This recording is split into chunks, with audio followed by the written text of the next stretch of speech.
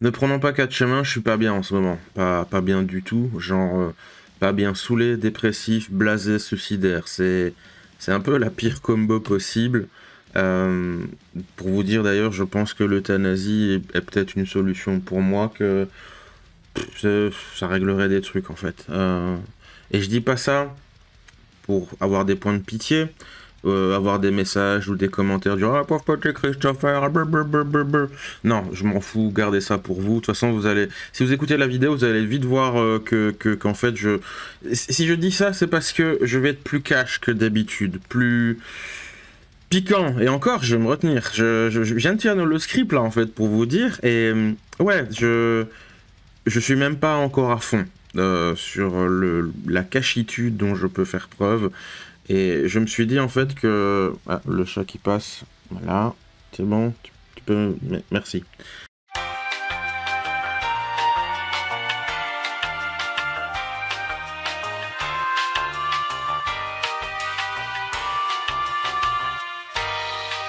Euh, et je me suis dit en fait que c'était un bon état d'esprit pour justement explorer à nouveau ce sujet qui est donc le suicide, avec une petite note supplémentaire, c'est celle du désespoir, parce que j'ai déjà couvert ce sujet il y a longtemps, et j'ai déjà dit plusieurs fois que j'avais envie de re-explorer ou mettre à jour un peu les trucs que j'ai fait par le passé, qui étaient des éléments importants du monde de l'autisme. Euh, voilà, c'est le bon moment. Et le coup, en fait, du désespoir et du suicide, c'est parce que les deux vont pratiquement systématiquement ensemble. Ils sont pratiquement inséparables. C'est genre, allez, je vais être généreux, je vais dire 95% du temps. Encore qu'à mon avis, c'est plus 99,999. Ils sont ensemble. C'est inévitable, pratiquement. Ça arrive que des gens se donnent la mort sans passer par le côté désespoir. Mais en vérité, mais c'est rare. Enfin, encore une fois, ça devient une expression qui confirme la règle. Et j'aime vraiment bien cette expression. C'est un truc que j'utilise pas mal en ce moment. Ça devient pratiquement un tic de langage. C'est un truc où tu dis, oui, Jean-Louis, oui, il y a une exception, peut-être même 2, 3, 5, 10, 2000. On peut trouver des cas qui contredisent. Mais à côté, tu as aussi 36 millions d'autres cas qui confirment la règle qui s'applique. C'est la fameuse phrase de Jean Gabin. Il y a des patrons de gauche. Je tiens à vous l'apprendre. Il y a aussi des poissons volants, mais qui ne constituent pas la majorité du genre. Et c'est pas parce qu'une exception existe que ça invalide la constante ou qu'on ne reconnaît pas l'exception. Les règles reconnaissent les exceptions. Vous savez, les fameuses règles de grammaire ou d'orthographe qu'on apprend quand t'es gamin. Genre moi en primaire c'était caillou, bijou, machin, pouf, enfin je sais pas tout quoi.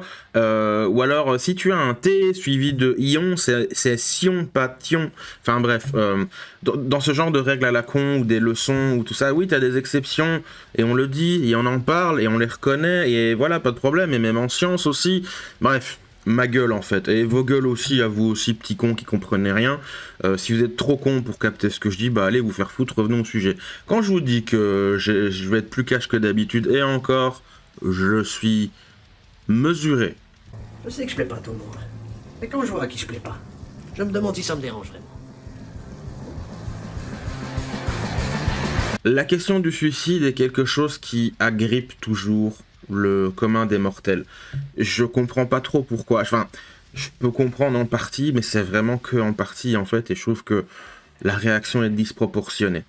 J'entends, voilà, c'est un sujet sérieux, oulala, oui, sérieux, ne faisons pas de blagues et tout, mais en fait, non, c'est pas ça, en fait, on refuse d'en parler, ou on refuse de reconnaître les choses, ou on refuse de dire les termes, comme l'émission du joueur du grenier, où il dit en fait pas les termes du tout, et il est plus corporate et j'ai envie de dire hypocrite, peut-être un peu fort, mais il y a une forme d'hypocrisie en tout cas.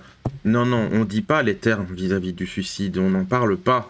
C'est tabou, c'est ta gueule, c'est tu casses l'ambiance, mec, ça fait chier. Ce serait mieux si tu fermais ta gueule, en vérité.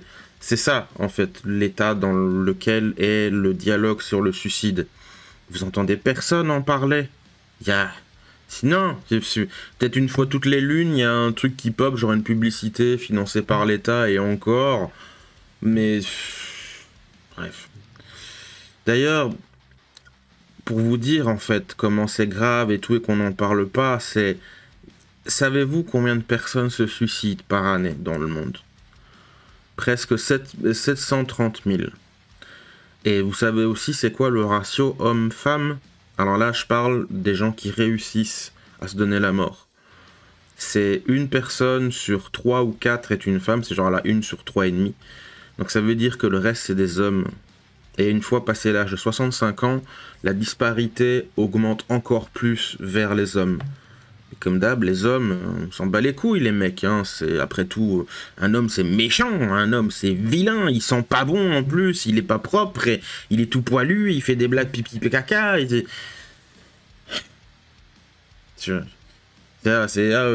Suicide, une femme sur 4 se suicide, les femmes sont les plus affectées, bah, vos gueules.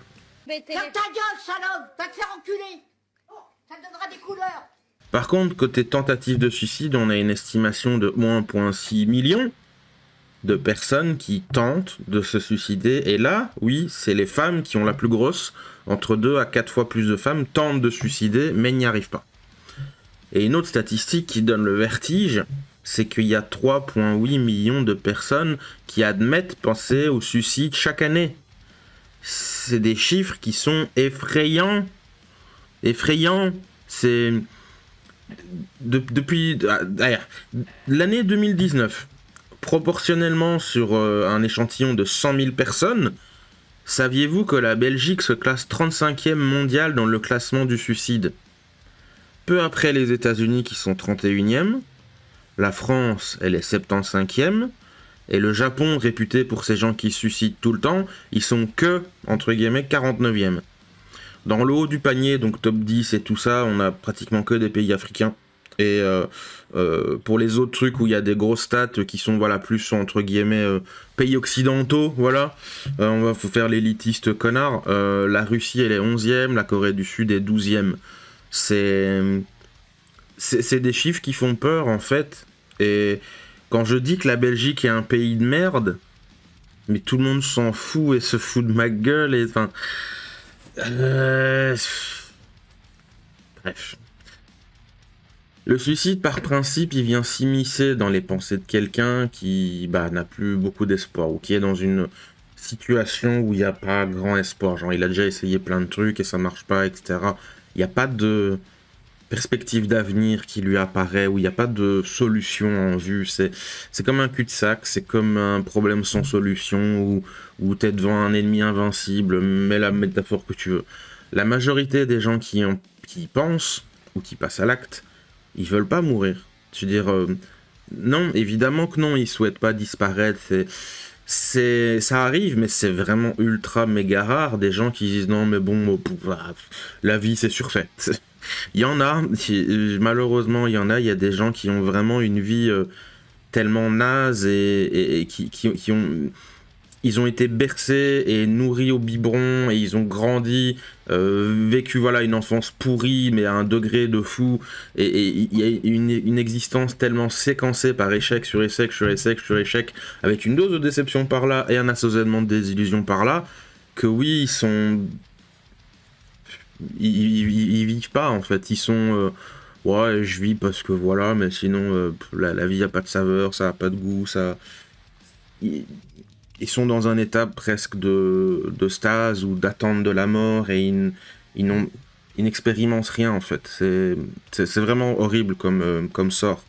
Mais ça existe et je le sais. Je sais qu'il y en a parce que j'en fais presque partie.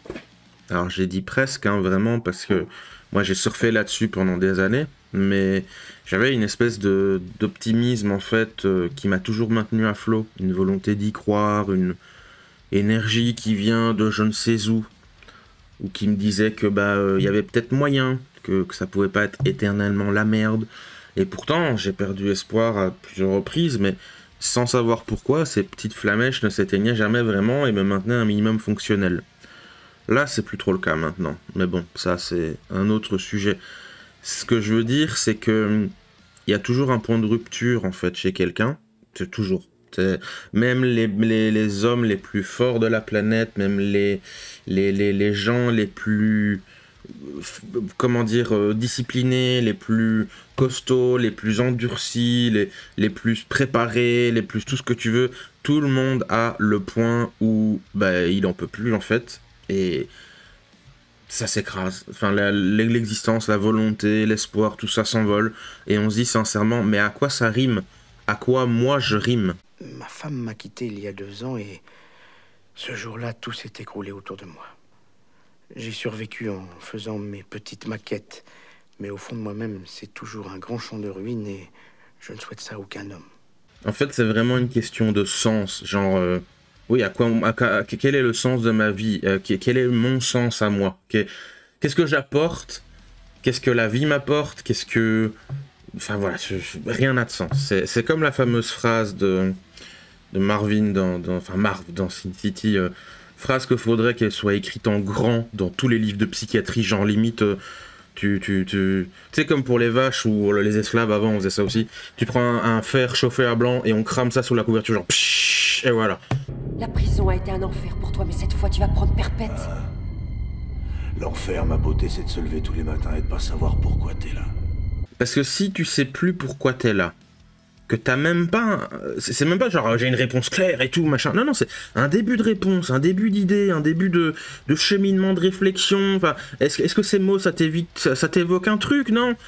Bah, si ça t'évoque rien, si pour toi ça veut rien dire, ou si le truc, pourquoi t'es là, ça ne fait rien, oui, tu es sur le chemin du suicide. Parfois, c'est des suicides lents, hein. Parfois, c'est des...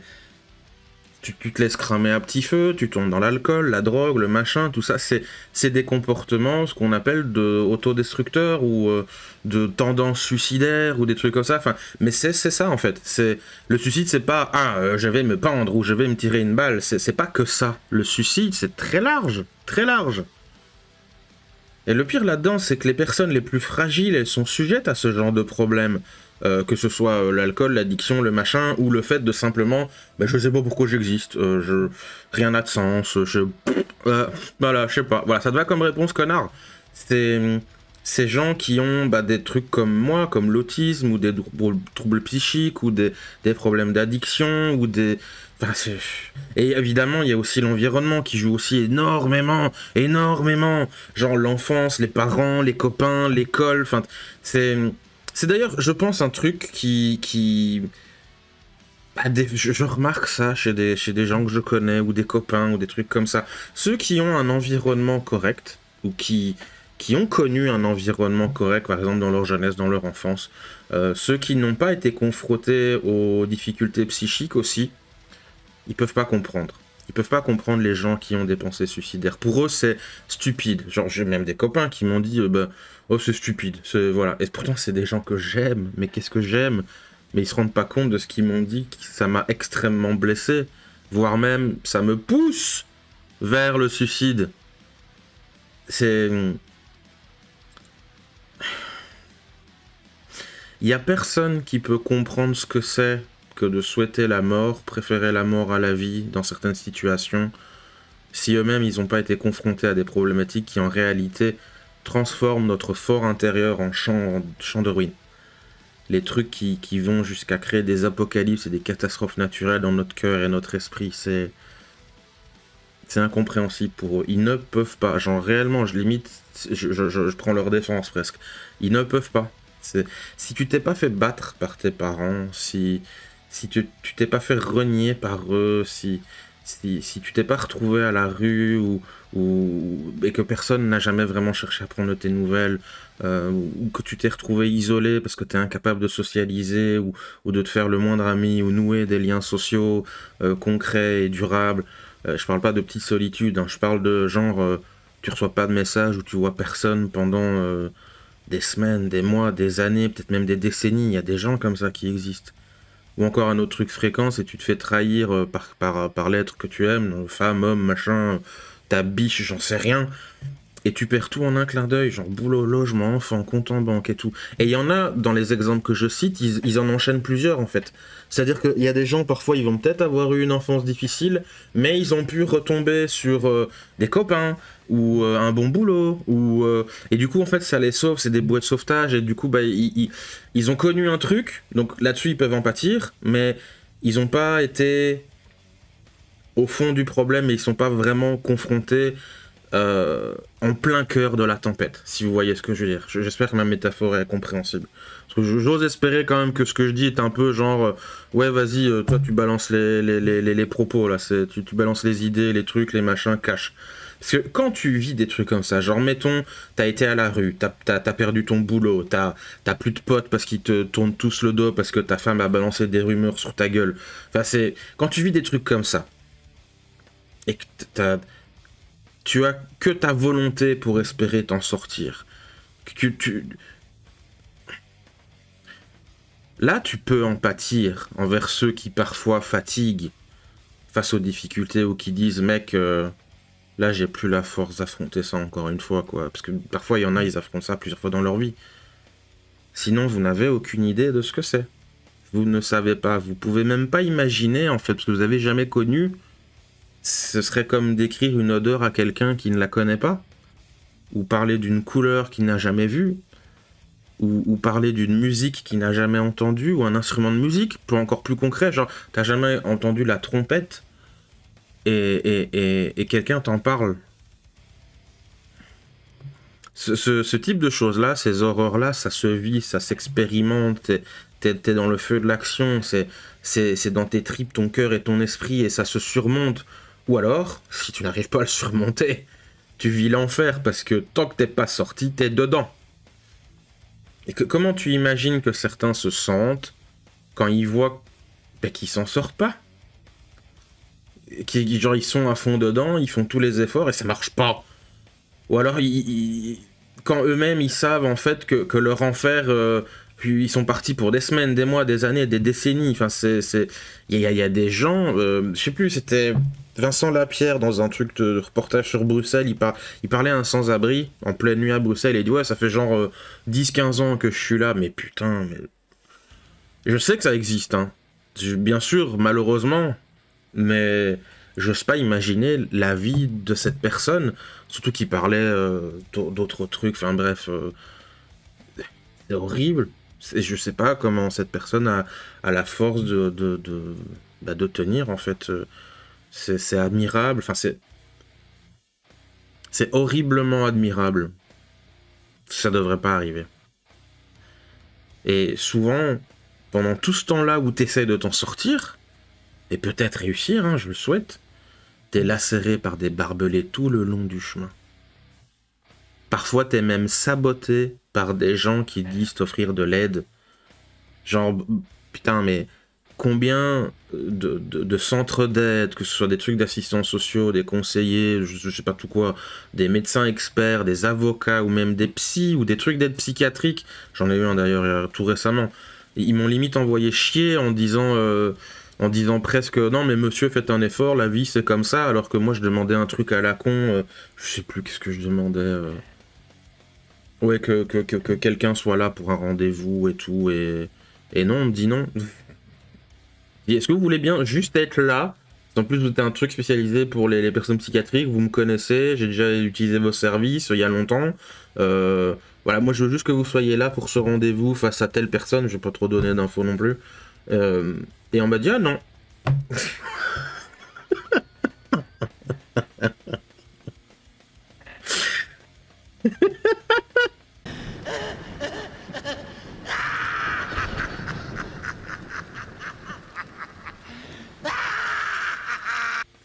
J'ai l'impression d'être le Joker, je rigole à la fin parce que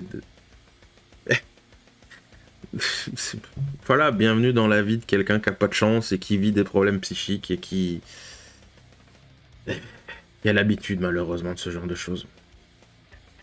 Je me souviens en particulier d'une dame, une sale pute, j'ai envie de dire celle-là, parce que ça c'est cruel et ça c'est vraiment méchant ce qu'elle a fait, ce qu'elle m'a fait. Et pareil, je dirais pas non, mais oui, c'est une sale pute celle-là. C'était à longtemps, donc c'était en 2014-2015, un truc comme ça. Et j'étais pas bien du tout ce jour-là, lors du rendez-vous. Et c'était à l'époque où je savais que j'allais me retrouver à la rue, enfin que j'allais être sans logement. Parce que j'ai jamais dormi dehors, ça jamais je le dirais le contraire, jamais dormi dehors. J'ai frôlé à plusieurs occasions, mais jamais dormi dehors. Donc je sentais que voilà, j'allais perdre mon logement, j'allais me retrouver nulle part. Et je voyais le truc venir, c'était gros comme une maison et on était justement limite en train de préparer le terrain pour éviter que ce soit trop grave. Donc voilà, c'est pour le contexte. Cette dame, déjà, aussi, pour le contexte, elle croyait pas en la possibilité que je sois autiste. Je me souviens quand je lui ai dit, j'entreprends des démarches pour faire un diagnostic d'autisme, elle était là, elle soupirait, elle notait sur son machin, et genre, mais quel con, qu'est-ce qu'il va encore inventer celui-là. Ça aussi, c'est important à noter. Bref, donc, je perds mon calme dans un rendez-vous, une fois, et je quitte le machin fâché, je gueule pas, je fais rien, mais je pars en silence et je claque la porte, voilà. C'est genre, elle me dit un truc qui m'a pas plu, et je suis là, ok, je prends mon sac, je me lève, je m'en vais, sans un mot, et je claque la porte. Moi, je vais pas claquer la porte pour péter les vitres, hein, mais genre, voilà, bonk. Non, j'étais pas bien, et je sais plus ce qu'elle a dit, mais sûrement que c'était un truc qui m'a pété les couilles. Et 1 ou 2 semaines plus tard, je reviens pour un autre rendez-vous, parce que c'était un machin régulier, hein, c'est un truc d'aide aux personnes, mais dans des situations compliquées, donc c'est pas intensif, mais c'est...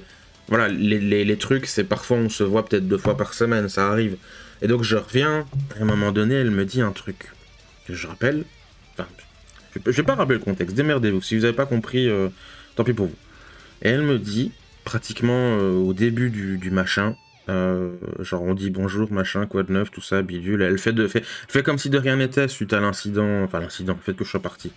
Et elle me dit, on avait un logement pour toi, que des bénéficiaires du service allaient quitter, donc n'avaient plus besoin, mais vu que tu t'es mal comporté, on va pas te le proposer.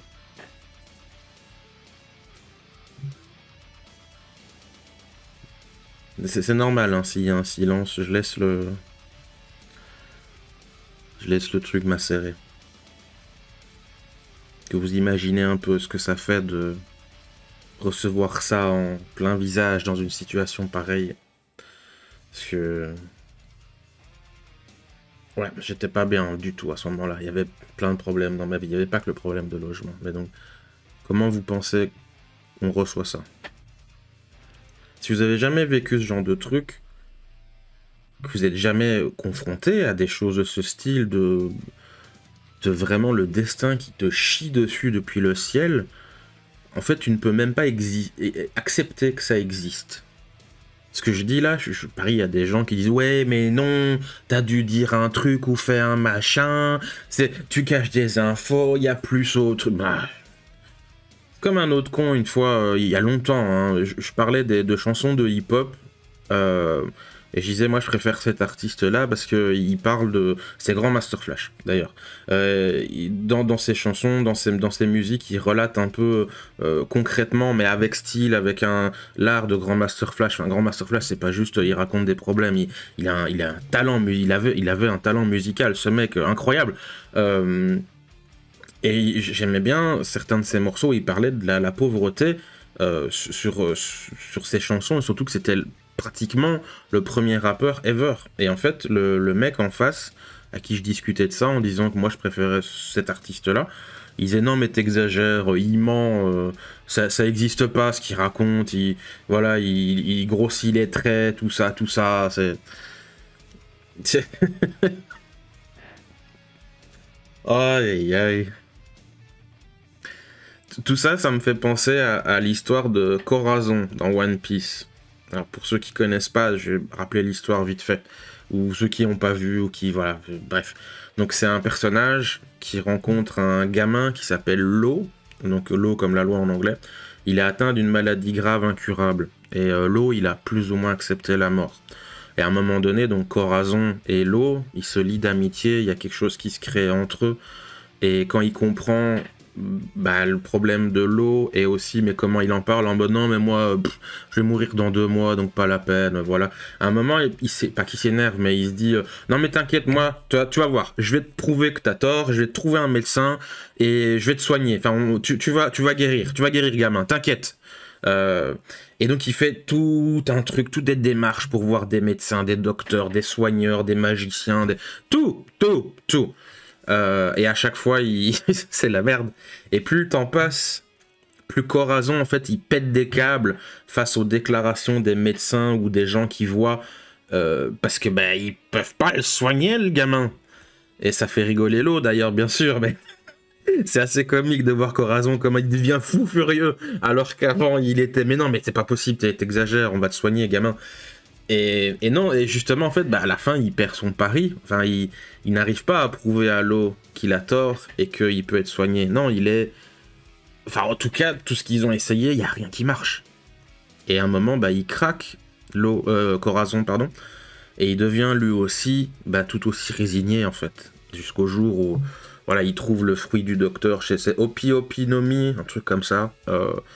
Le fruit magique qui soigne, et ça permet de stopper la maladie et de se soigner en permanence, donc virtuellement t'es guéri. C'est un peu comme Deadpool ou Wolverine, t'as un soin accéléré qui te rend virtuellement immortel.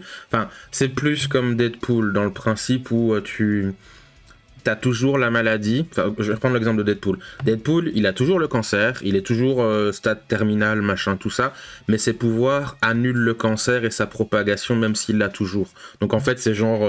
ça s'annule, quoi. Ouais, mais bouclier. Donc il est toujours malade, mais en fait il ne l'est pas parce que son pouvoir soigne le truc au moins aussi vite que la propagation du cancer, voire... Enfin, bref, vous avez compris. Du coup, la question du suicide, je me dis qu'en fait, c'est un espèce de rappel, un espèce de... Ouais, c'est un rappel à l'humanité. Hey, humain, la vie, elle peut être pourrie. Et tu peux être dans une situation où la vie est tellement nulle qu'elle vaut plus la peine d'être vécue. C'est un espèce de monstre démon caché sous la carpette. Tout le monde a choisi de l'ignorer. Parce que si on admet qu'il est là, même caché, ça briserait l'illusion. Et la vision du monde et tout ça, et machin...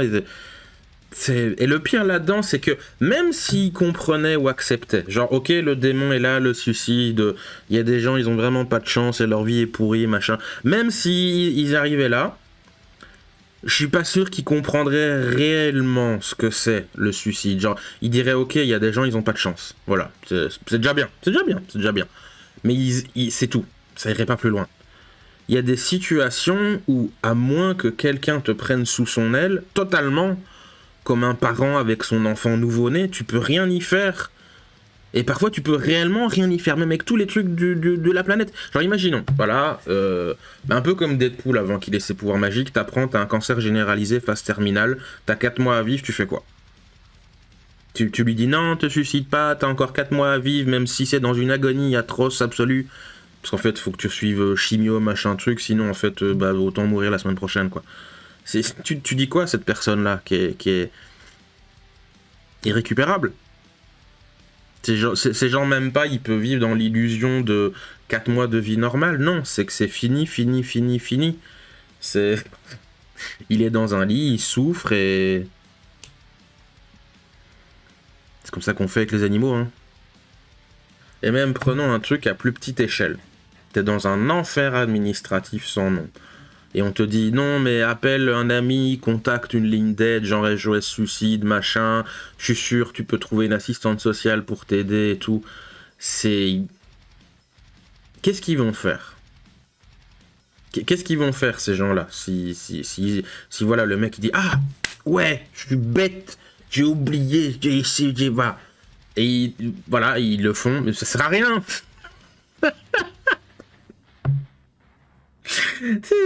tu vas parler, enfin en tout cas par exemple pour le cas d'appeler un ami ou SOS suicide ou même certaines assistantes sociales aussi, hein. Tu vas parler, tu vas raconter tes problèmes, quelqu'un va hocher de la tête, oh pauvre petit, et puis c'est tout, c'est...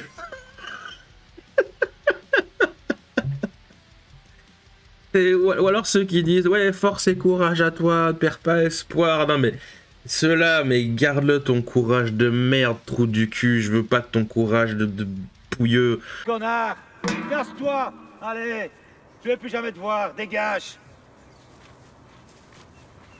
Quelle clette se paye, trou du cul de merde. J'en ai plein à revendre, j'en ai plus cassé, plus que t'en as peut-être jamais vu. J'ai besoin de chance, connard, c'est de la chance dont j'ai besoin. Je préfère encore qu'on m'ignore comme on fait d'habitude plutôt que de faire face à cette espèce d'hypocrisie. C'est comme les autres cons qui t'envoient des messages de bon anniversaire ou joyeux Noël ou bonne année alors que t'as jamais de message de nouvelles d'eux en autres circonstances. Gardez vos merdes, vos saloperies, continuez à faire comme d'hab, à exister loin de moi et à ignorer et à faire genre non mais on est copains, t'inquiète, même si on se parle jamais et tout. C'est encore mieux, je préfère. Et je dis pas, allez-y, la vie n'a aucun sens, suicidez-vous. C'est pas ça que je dis. Si c'est ça que tu retiens de cette vidéo, t'as rien compris. Parce que je sens qu'il y aura des raclures du bulbe qui vont penser ça. Et je le vois d'avance dans le futur. Hein. Je vois par exemple, 50% de dislikes et tout. C'est rien à voir. Ce que je dis, c'est que le suicide est un problème complexe au cas par cas. Enfin, tu peux avoir des grandes catégories, mais c'est globalement au cas par cas. Et on n'arrive pas à ce genre de situation par hasard. On n'arrive pas à penser au suicide par hasard. C'est toute cette hypocrisie autour du « Allez, courage, la vie est belle, regarde les petits oiseaux dehors à la fenêtre ». Vous êtes tous des fils de pute de menteurs et vous le savez. Vous êtes au même niveau que ceux qui souhaitent réellement la mort des gens pour moi. Parce que oui, il y en a ça aussi. Et oui, je pense vraiment. Parce que derrière cette hypocrisie et fausse positivité combinée à un peu la bêtise, à un espèce de pseudo-chantage affectif des « Non, mais je suis ton ami, te flingue pas, courage, je pense fort, toi. » Il est probable, peut-être, je dis pas que c'est le cas à chaque fois, hein, mais parfois peut-être, c'est justement ce petit con qui vous ignore qui contribue à votre mal-être. Genre qu'en fait c'était quelqu'un à qui tu pensais, et qui t'a un peu déçu, parce que genre il a pas répondu à tes messages, ou il a annulé des sorties avec toi, ou il a pas fait un truc qu'il avait dit qu'il ferait avec toi, un projet, j'en sais rien, un resto, c'est... Je trouve qu'il n'y a pas de respect, en fait, envers le fait de dire ouais, moi je pense au suicide. Il n'y a pas de respect, c'est genre, t'as pas le droit. On n'est pas égal face à la vie, on n'est pas égal dans nos parcours. Je pense profondément d'ailleurs que l'homme est humain devant la loi, ça oui, mais c'est tout. Sinon on n'est pas égal, pour rien. Aucun, c'est mensonge. Certaines personnes ont vraiment une poisse légendaire de merde. Et il s'agit pas de dire, encore une fois, hein, jamais je dis ça, jamais je dirais que c'est bien de se suicider. Par contre, reconnaître la souffrance des gens, reconnaître leur malchance, leur peine, avoir du respect face à leur échec, comprendre que c'est pas des pensées qui surgissent du oh, aujourd'hui j'ai pensé à me flinguer. Non, c'est pas sans raison. En vérité, il y a déjà un énorme cheminement avant que ces pensées se forment dans le crâne de quelqu'un. Et puis un jour, il a le courage, ouais, on pourrait dire le courage, de le dire. Parce qu'en fait, moi qui suis quelqu'un qui flirte avec le suicide depuis longtemps, des fois j'ose pas parce que je me dis ouais, on va m'engueuler. Je déconne pas. Je dis, je vais pas en parler, sinon on va m'engueuler. On va dire que je suis con, on va dire que c'est bête, on va dire que ça sert à rien, on va, je vais reprendre un terme que les woke disent, on va invalider ma souffrance, on va invalider mon ressenti, on va dire, t'as pas le droit de ressentir ça. T'as pas le droit de baisser les bras, t'as pas le droit d'avoir mal, t'as pas le droit d'être dans une situation où tu ne vois pas d'issue. Alors que c'est humain. Alors ok, tous les humains ne pensent pas au suicide, c'est pas ça que je dis, mais il y a des personnes, des fois, oui. Parce que, bah voilà, ils ont pas de chance.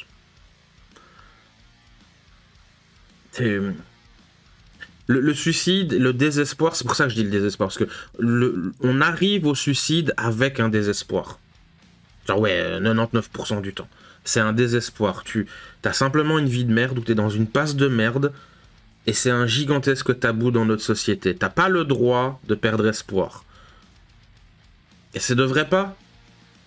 Ça devrait pas. On devrait pas avoir ce tabou. C'est dégueulasse. J'ai rencontré des gens qui m'ont dit, notamment une personne que j'aimerais beaucoup interviewer, mais je sais pas si ça se fera. Elle disait, moi je suis sur une liste d'attente pour l'euthanasie. Ça m'a choqué, ça m'a interpellé, j'étais triste. J'ai là, mais sérieux, non, enfin...